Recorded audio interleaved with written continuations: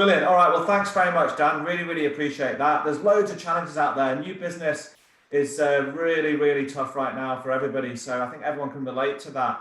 Before we go to the poll, please do put the solutions in the chat. What ideas have you got? What have you been trying? What's been working for you? Let's share this around the group so that everyone can benefit from it.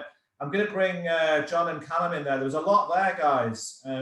What are you thinking when you hear Mark and Dan there? What have you got to comment on that, please, guys? Well, just listening to Mark, I think all the points you raised, I can kind of feel that from your point of view. It sounds like in the past, something that the sellers are familiar with, and maybe even the buyers are familiar with, is getting a little tour of the plant, and that's kind of or of the operation, and that's kind of informal. People maybe drop their guard in that situation. They're not just staring at someone at a screen. They've got different things to look at. It might stimulate other conversation that might reveal good things, and it's really good for building rapport.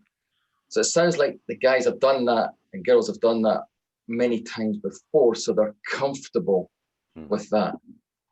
And then suddenly moving to a Zoom world or an online world, it's hard to do that. So I think part of it is unfamiliarity with the new kind of interface, whereas they're used to doing other stuff. On the plus side, it is possible to mirror, to do the same, only in the Zoom environment, but you have to be practiced at it, and you have to perhaps in the beginning be much more deliberate. So there's some things that you can do that build empathy, and that is well, the biggest thing you can do is really, really listen. Of course, that's sort of, everyone says that's sales 101, but actually very few people actually do it. Most people are thinking about the next question they're going to ask. So really, really listen. Do something called mirroring. So if you've read any of the Chris Voss stuff, you'll learn about mirroring. That just means really listening, and if something comes up, you can just repeat the last 2 or 3 words of what that person has said. And when you say it, it makes them feel really heard.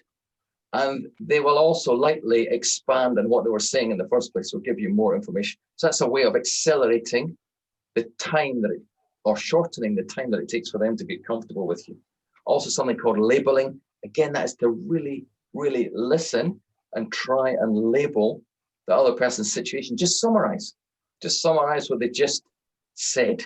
And your goal is for them to say, that's right. And as soon as they say that's right, again, that's a sign that you've shortened the time for them to get comfortable with you. So that's my... So practice and listening, empathy, that's going to build those relationships. I'm worried now